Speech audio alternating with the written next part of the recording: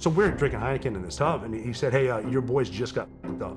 We got to go. Oh, shit. And we're like, whoa, what do you mean? They just shot a helo down. We got to go. They came out and said, look, there's a crash site. We got to get up there. And they're not going to fly us because they're shooting down helicopters now. So figure it out. And that's when the dude that got the note from Marcus, he showed up. This guy knows where Marcus is. And you're taking us there right now. And I don't give a shit if they kill you. I will have to go to war with you. I might.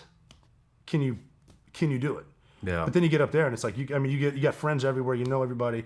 And now we're going to war. And I mean, other than a couple things, we weren't losing a lot of fights. So it didn't really hit, my first deployment, well, that's when it hit, because my first deployment was to Jalalabad, Afghanistan. We were running a safe house, which is some guys cooler than me and probably a 3-letter agency carried a briefcase full of money and bought a small hotel and then hired locals to be security and plumbers and shit, cooks, and then here's your safe house. And it's a safe house because you're stimulating the economy. You're paying the guards, and they will work for money. You're shopping in the bazaars. You're eating shawarmas out in town, and then the family around you doesn't want to get mortared, so they'll make sure that Taliban doesn't come in. And that's my first one. And I'd never been to war, and I'd only seen it on TV, so I assumed it was as bad as it was on TV. I assumed there's a suicide bomber around every corner. Everyone's going to be shooting at you. It's going to blow up all the time.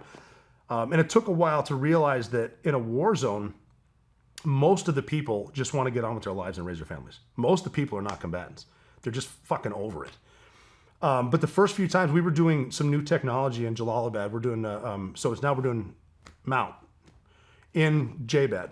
So hold on, just for the audience, Mount is just... military operations, urban terrain. So it's urban fighting. So it's like everywhere. It's a not just a 360 range. It's everything range, and you can get shot at from anywhere, and you don't even know why. Something can blow up. Everything next to you can blow up. And I remember thinking that I'm kind of wasting my energy jumping behind shit, and I think we had 4 dudes. That's it. 4 guys from Red Team, 2 included. So 3 SEALs, 1 EOD. But at that time, EOD was going through Green Team with us. So, they're shooters. And I remember jumping around, like looking, and I looked at my boss, who was, he was involved in Operation Anaconda, where Roberts Ridge happened. And he'd been awarded a Silver Star for some of the shit they did. And I was watching him, and I remember looking over, and he's got like body armor, short sleeves, big old beard. Like he's got one of those cop radios. And I remember looking at him thinking, I want to be cool like that. I want to look cool like that. And we got back, and I told him, I'm not kissing your ass, but how weren't you afraid? And he goes, well, how do you know I wasn't afraid? I said, because you didn't look like it. And he goes, that's right. You don't know if I'm afraid, but if I show you that I'm calm, you'll be calm. Calm is contagious. And that's how you learn. It's like, okay, that's fucking cool. I just got to look cool. And so we did a couple things here and there. Like one of the funniest things I saw was we learned that if you run into a foreign fighter is anyone not from Afghanistan, or if you're not Iraq, anyone not from Iraq. So you got Jordanians or Saudi Arabians, and if you run into them, they look different, they speak Arabic. They're there for one reason. Right? They're not teaching school. They're Al-Qaeda. Yeah.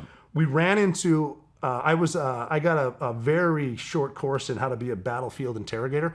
So my job was to, and we invented these tactics as we went along. As soon as we took a house down, shots fired or not, whoever's surviving, we're interrogating them right now. Put the interpreter behind them. I'm interrogating you because you catch them with their pants down. They're nervous. They don't know how to act. I ran into a Saudi Arabian's big fat dude, and I instantly started laughing. I said to him through the interpreter, I said, "You don't know what that T-shirt you're wearing says, do you?" And he had no idea. His T-shirt said, "It's not a beer belly, it's a fuel tank for a sex machine." And so I'm like, you just saved yourself a beating, because that's awesome. I wish you had a picture of that. Yeah. Oh, I wish I had that shirt. If I'd have known any better, I'd take it from him. Made an NFT out of it. But yeah, I mean, so we were doing that kind of stuff, and it was that's what we do. I'm getting to know the locals. I'm getting to know a little bit of the traditions, how you do this, getting into the local food, even driving to Asadabad up the Konar River at the time, because we were doing it right, and we hadn't pissed off everyone yet where there's IEDs. But one night we would drive dirt bikes around town, locals that we would purchase the local bikes, put on the Protec drive to. This is when the airfield wasn't built up. This is like there was still Russian shit there, and like the Rangers stayed there. The Ranger sniper teams were there. A couple Marines were there and stuff. And we they're putting up a few tents here and there. And they said, hey, some guys from the East Coast just flew in, some helicopters. I was like, fuck, let's go see them. And so we drove over there. That turned out to be a Turbine 33, and I bullshitted with some of those dudes. Talked to Dan Healy about Sam Adams. I went to sniper school with Dan Healy, and he loves Sam Adams. He's a New Englander, and we're like, "What's the deal?" And they said, "We just inserted 4 snipers into the Korengal Valley. They're looking for Ahmad Shah, and then once they find him with eyes on, we're gonna go hit the house." And we were like, "Fuck yeah, can we go?" And so we were trying to work at skiing because our head shed from 6 was in Bagram. And they told us, no one from SEAL Team 6 is getting on those helicopters. We think there's missiles.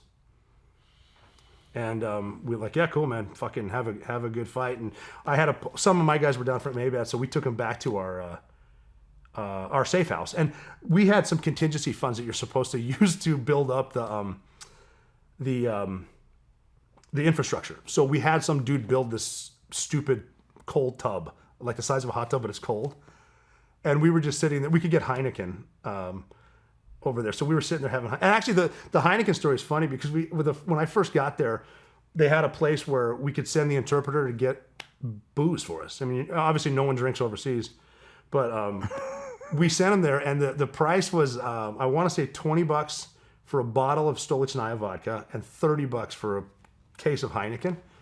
And so we sent the Terps out. My Terp was Larry because we couldn't pronounce his name, so he's just Larry. And we sent him out to get some stuff. And I'm the newer guy there, but I'm now, I'm over there. And he came back with nothing. He said, yeah, the guy running the shop said, I know who you're selling this to. These are for the Americans. And the prices went from 20 and 30 to 50 and 60. And I'm like, fuck this. Are you kidding me? Get your shit on. So we roll over there and we go to the guy. Look, I can appreciate inflation.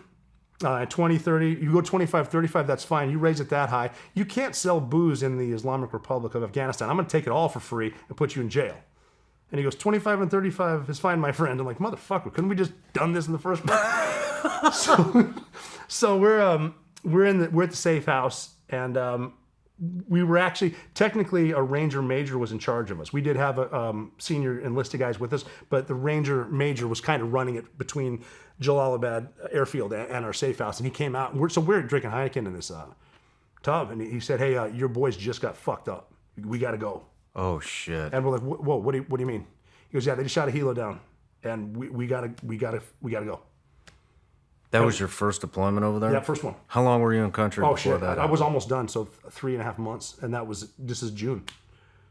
And we rolled over. I ran into a few guys I knew from SEAL Team 2 that had put me through training, Master Chiefs that were there, and the other helicopter that missed, and I don't know if it was 3-4 or 3-2, got missed. The pilots landed in the wrong spot on a different base in Jalalabad because something happened. So other guys were coming in, they didn't get shot down, and I remember they said, yeah, it just came out of the valley and turned, and it hit, and it went down. At 3-3 went down, and one of them missed us. Damn. So we're talking to guys that just got shot at by surface-to-air missiles, even though technically that's not what happened. They're telling me face-to-face missiles were coming out of that valley. And it was more of a holy shit. I mean, it's good to see you because the world's still a decent place because you're still alive or whatever the fuck we're saying. And they came out and said, look, there's a crash site, we got to get up there. And they're not going to fly us because they're shooting down helicopters now. So figure it out. And we're running around this makeshift airfield, and there's like a bee hut full of Rangers, and we're like, hey, we here's the situation, and we told them, and we're like, I need 5 guys, and all 20 of them jumped up and said, we should take us 10 minutes to get ready. We'll be out in 3. And then they came out. We decided to go get whatever vehicle you can, steal shit, commandeer it. We're driving as far as we can, and then we're humping up into the valley. And we didn't know if there were survivors. We didn't know what happened, but we knew Taliban was up there. Time doesn't slow down, and really, you shouldn't either. We all sit around and say, oh, I'll get to that later, but some things shouldn't wait. like protecting your family's financial future. Fabric by Gerber Life is term life insurance you can get done today. It's made for busy parents like you, all online on your schedule, right from your couch. You could be covered in under 10 minutes with no health exam required. Fabric has flexible, high-quality policies that fit your family and your budget, like $1 million in coverage for less than $1 a day. If you have kids, and especially if you're young and healthy, the time to lock in low rates is now. Join the thousands of parents who trust Fabric to help protect their family. Apply today in just minutes at meetfabric.com/srclips. That's meetfabric.com/srclips. MEET fabric.com/srclips. Policies issued by Western Southern Life Assurance Company, not available in certain states. Prices subject to underwriting and health questions. And so we drove as far as we could, and then we started walking up. And this is daytime. It's, I don't know, 90 to 100 degrees Fahrenheit humidity, and we're humping up to the point where there were dudes like I carry too many mags because it's so. There were dudes passing shit back to like who's taking it? Just drop it if it's too. So keep water. Maybe we can get airlift or something. And then we humped up for 10 hours. So we're not quite there yet. And I remember looking around saying, hey, did any of you guys call home before we left on this thing? And they're like, no, why? And it's like, well, all our families know is a bunch of SEALs from Virginia just got killed and they haven't heard from us. And so that's going through your mind too. We're sticking each other with IVs, hanging them in trees and stuff. And I remember looking at a guy saying, this is why training is so hard. Because if we were going to quit right now, where the fuck are we going to go? We're here. So we kept going up. They did fly in a helicopter from Bagram, more of Red Squadron. They got to the crash site first. So I don't know who wants that job, but they got the job, and they're going to go to the crash site and find it. And some of the stories that I've heard were like Lou Langlis was looking at the crash site, and he said, "I'm going to go try to get some intel from the village." And he looked over and said, "I just never want to die like that." And Lou was on Extortion 17. Damn. And these are just hearsay stories about, life is fragile, man. And so we started humping back down. We're trying to leave this. The sun's going down, and then we spotted some Taliban on the opposite ridge line, and we're like, fuck it, let's call in. Who wants to hit them?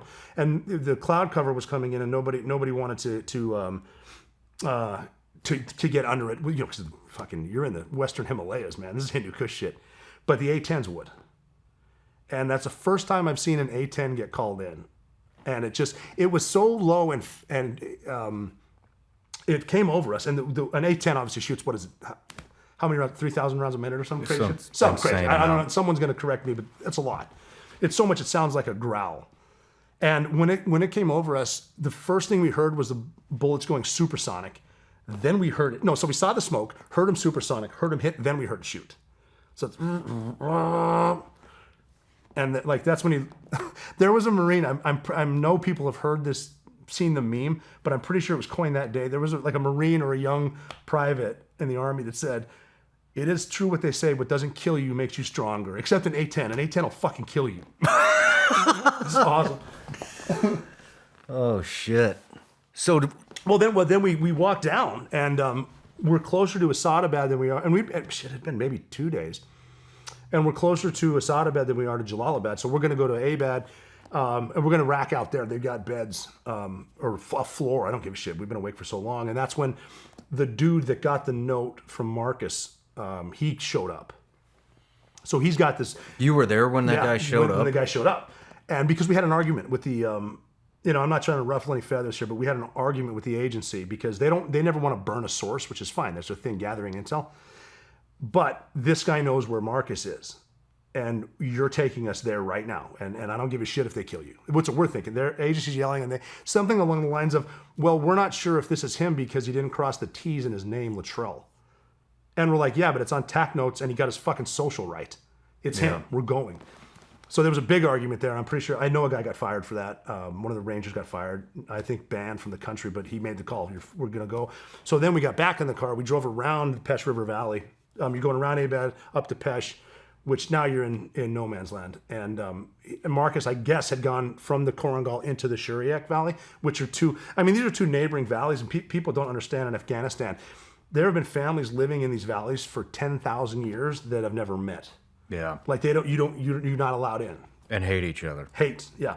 They'll cut your head off and put old school Dracula, put it on a stake type shit. So we're driving in there, and this is a part where I've seen Afghanistan's a different world, and people don't understand that. When I first got to Red Team, I was asking guys, "What's Afghanistan like?" They said, "You just have to see it because you're not going to believe me." Yeah. And so we went up there, and they don't have water. And I remember seeing there's kid. I'm a father, and I'm seeing these kids. I remember handing a bottle of water to a little girl. She opened it, dumped it out so she could play with the plastic. So then we're humping up again, another mountain, and it's just steep terrain. And then we knew he was up and over. Marcus is down in this village, and we got up almost to the top. And one of my guys said, "I got to sit down. I can't go anymore. We've been awake for three and a half days. I can't go." And I said, "That's okay. We'll just tell Mrs. Latrell, Marcus's mom, that we were this close, but we didn't get him because you got tired." And he goes, "Yeah, you're right." And I said, "Do me a favor. Tell that shit to me in 1 minute because I don't think I can go any further." And so we're just trying to get up to the top. And that's, Rangers came in, helos. They did get Marcus out. And then now we're just in the Shuriak Valley. It's like, all right, well, let's try to live our way out of this one. So wait, you weren't with the Rangers? It was just 4 of you guys? No. We were with Rangers, and there were Marines and shit there. I'll never forget seeing Marines because we got to choose what we would wear. I had no body armor, a couple mags, and a shirt. They're wearing full. First sergeant told me I need to wear all this shit. Like I said at the beginning, Marines are fucking bad motherfuckers. They will take shitty gear and make it suck even more. Semper Fi, baby. But yeah, the Rangers flew in, and that was ballsy too, because one of our options was, let me back up. When we had that dude, Afghanistan might as well be the 13th century. We showed this guy an aerial photo of his village on an iPad. I might as well have just showed him an actual picture of Allah. This dude looking at an iPad, 1 minute you're fucking your animal, now you're looking at an iPad. So we were gonna fly in. He couldn't really pick it up, but we thought this could be a mud suck. We're just gonna walk. But Rangers, fucking being Rangers, man, we'll do it, and they did, and they got him. And then we lived our way out, and then the remaining 2 or 3 weeks is a miserable deployment. We lost so many great guys on that helo. Yeah. And then so that's deployment number 1. Damn, dude. Yeah. It was intense. Because at first we were just having fun and it wasn't real. It was real, but the fighting's over. Army, the Green Berets and CIA took care of that shit. They bombed the fuck out of them. We're gonna rebuild or something, and then Delta's gonna find Bin Laden. We're just gonna do this. The food was great. Yeah. So what were you guys doing before that? We were just testing new technology, trying to find. We found a few minor Al Qaeda guys in town. No matter where you're watching Shawn Ryan Show from, if you get anything out of this, please like, comment, subscribe, and most importantly, share this everywhere you possibly can. And if you're feeling extra generous, please leave us a review on Apple and Spotify podcasts.